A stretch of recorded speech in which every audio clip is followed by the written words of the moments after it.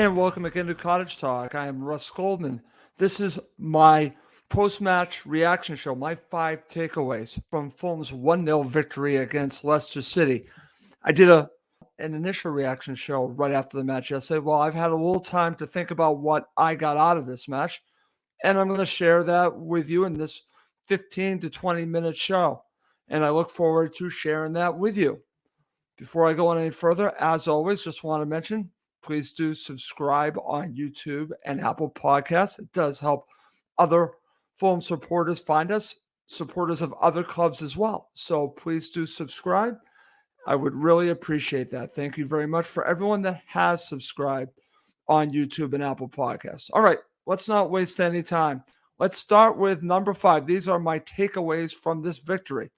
Number 5 involves the starting 11 and the bench.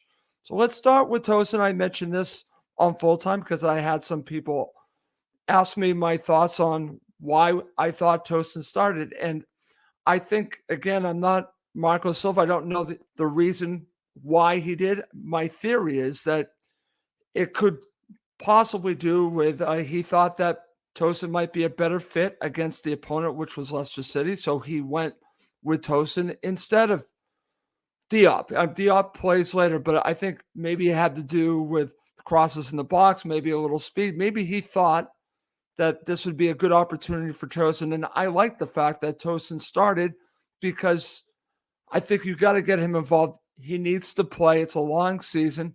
And you also have a decision to make on Tosin. Play him. And it's good to have more than 2 center backs that you can use at any given time. We now saw in this match, they used 3 center backs. So I'm glad that Tosin started. Again, I thought it was a mixed bag. I thought at times he looked okay, but I thought at other times he was a little bit exposed. And but so was Diop at other times as well. I'm glad that he started. I'll just say that.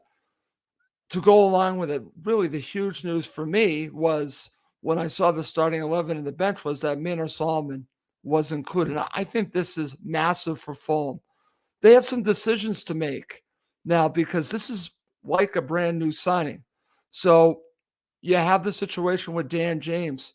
I know that Manor Solomon is a winger on the other side, but this gives you reason to think about what you want to do with Dan James.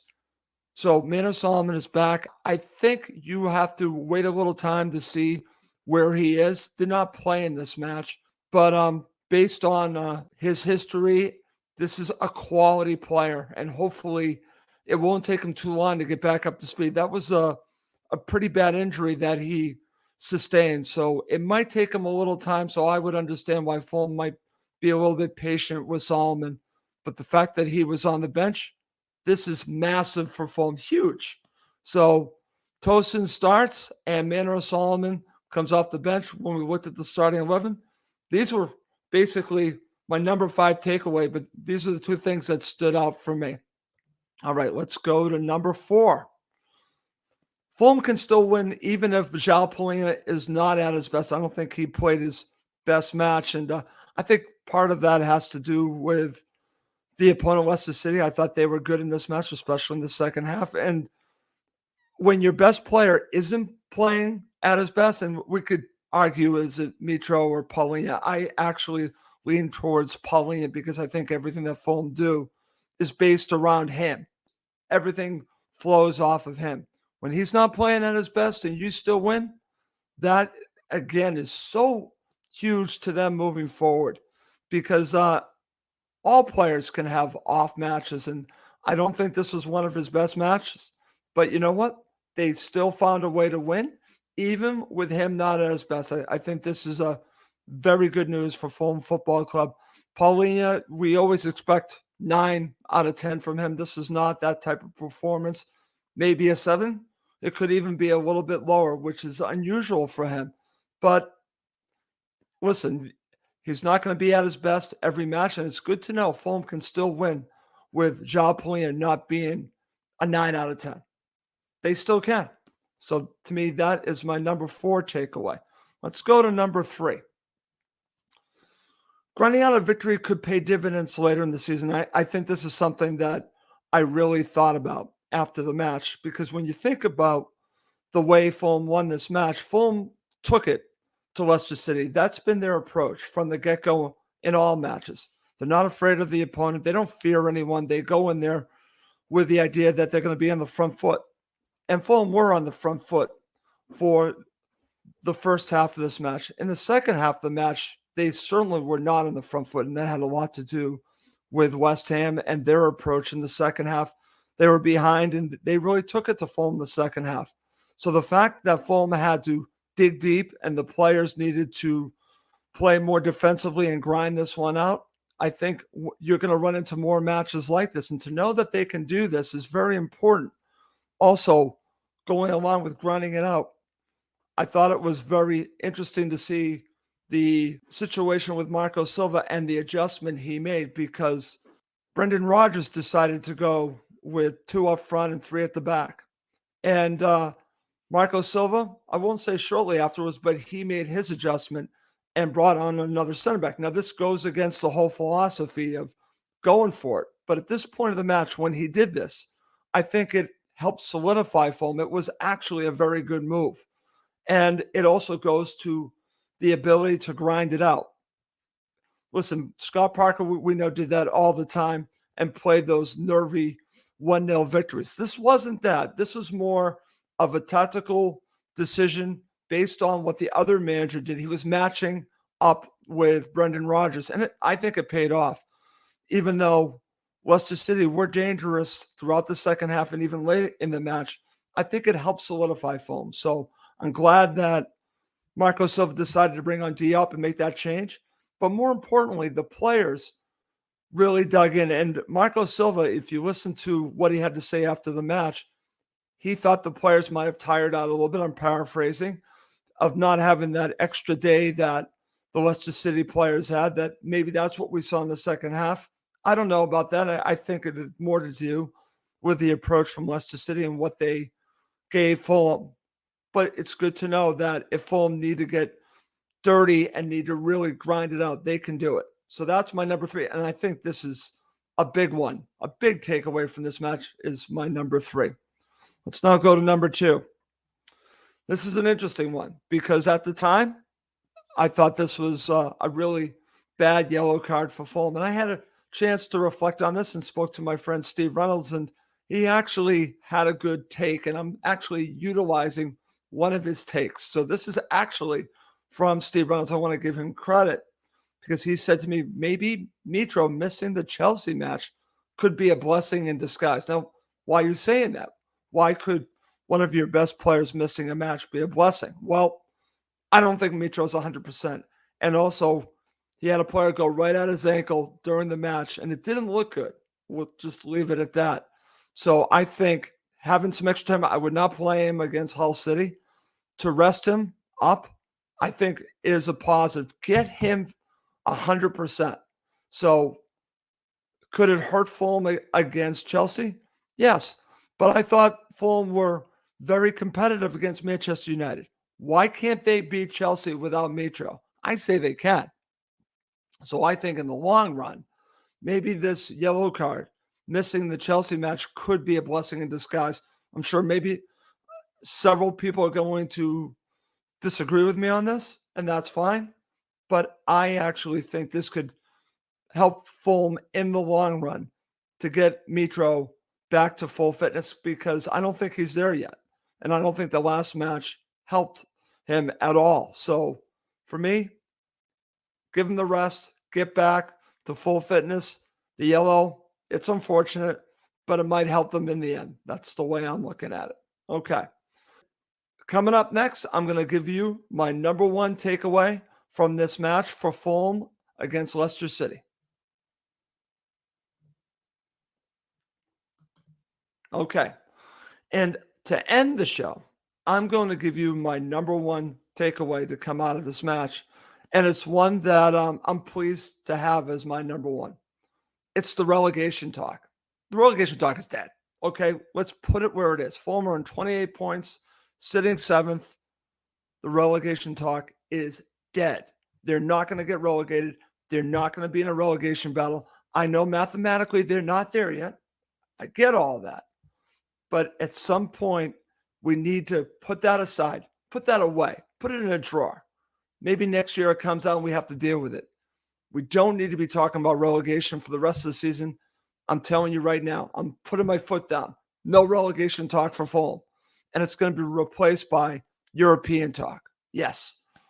Why can't we dream? And if you've seen some videos, you see the Fulham supporters singing at the match. They're talking about going to Europe. And I say, why not? Why not focus on the possibility of going to Europe? There's no reason why Fulham cannot build on what they have been doing already. 7th, who knows? Some teams are down. Liverpool certainly doesn't look like the same team. Should they end up being higher than Fulham? Probably. But you know what? I wouldn't give up on the dream of Europe. And if I'm Fulham, I consider that when I'm looking towards the January transfer window, which is going on right now. Think about players that could help you get into a European spot and beyond that, meaning for future seasons of Fulham Football Club. You don't have to worry about bringing in players that are going to help you in a relegation battle. Bring in players that are going to help you get into Europe and potentially help you for future seasons for Fulham Football Club. So for me, the relegation talk needs to go bye-bye. I've had it with it. It drives me nuts. I understand why it's there, but not this season. And I'm also going to say this because I've been thinking about this a great deal, because I still hear this. People still bring this up to me, that Fulham are a yo-yo club. And I understand why they're saying that. We get the comparison to Norwich City from the relegations of Fulham, the last few, and I do get that. But Fulham were in the Premier League for many years, over a decade. So they don't deserve to have that yo-yo emblem attached to them. They don't. So I'm going to end the show by saying yo-yo my ass. It's done. No more yo-yo talk, because Fulham are going to stay in the Premier League, and I think they're going to thrive in the Premier League moving forward. Calling my shot right now to say that Fulham will not be in a relegation battle, and they'll be fighting for Europe. And I think they're going to be fighting for Europe from years to come. I think they're going to build on this season and continue down a positive path. They're going to be heading forward, not backwards. This is what I had hoped in 2018. It didn't come off. But it's funny, when I listened to some pundits, and I listened to one today, and it was Danny Murphy. Danny Murphy on talkSPORT said that he believes Fulham have finally learned from the lessons in the past that have not worked. And he's right. I think they have finally figured out what they have done wrong, and they've learned from it. And that's full credit to ownership, Tony Khan, the recruitment staff, especially the coaching staff and the players, because they are heading in one direction, and that's towards a European spot and not towards a relegation battle. And that a lot of people are responsible for that. But for me, I'm just glad that I'm putting it to bed right now on Cottage Talk. Relegation talk is dead. We're going to be facing talk about, can Fulham get into even the Europa Conference? I don't care. Let's go to Europe. I'm all for it. Let's go to Europe. I think it would be great for Fulham Football Club, something to build on. So that's where I'm going on that. Okay. Well, before I go, I'm going to check to see if there are any comments here. Looks like we do have some. Let's see. This is from my friend Chris Goldman. More Goldman this week? Yes, Chris. More Goldman this week. I'm going to keep bringing it to you. Let's see. He also shares Fulham would have never managed to grind out a result under Scotty Parker. And that's the point, Chris. Well, I wouldn't exactly say that. They would grind out victories, but they would be even more nervy than they are now. In fact, they would try to do this more often than not. I actually disagree with you. There's a Goldman for you, because they have grinded out victories before. But it just looks different the way that they're approaching it under Marco Silva, because the approach to begin is to be on the front foot, and then they can show that other side. Scott Parker couldn't show the front foot side. So that is the major difference. That's the major difference. Sean Kennedy says, I would love a crack at the Conference League. Unfashionable, though, that competition is. Sean, why not? I say, why not? Who cares what people think about it? Let's go to Europe. That's the way I look at it. There's nothing wrong with going to Europe. I think it's a good thing, and I'm all for it. And I say, let's push for going to Europe. Okay. Well, that's going to do it for this quick episode of Cottage Talk. As I said, as my friend Chris Goodwin says, another episode from Goldman. Yes, another episode. And you're going to have more episodes. I'm going to give you more content. It's going to keep coming because we need more talk on Fulham. You're going to see the co-host return. I've just been doing some of these by myself solo, but we will have our co-hosts on several shows as well. But I'm going to give you different types of content each and every week. That's the goal. The goal is for the Fulham supporters to have all different types of talk on Fulham. We already have it from the other great podcasts that we have, but I'm going to give it to you also on Cottage Talk. I'm not going to do the same show twice. We're going to do different types of shows. Before we go, I also want to mention, please do subscribe on YouTube and Apple Podcasts. It does help other Fulham supporters find us. Okay. Well, that's going to do it for this episode of Cottage Talk. My name's Russ Goldman. Thank you as always for watching and listening to Cottage Talk, now part of the talkSPORT Fan Network.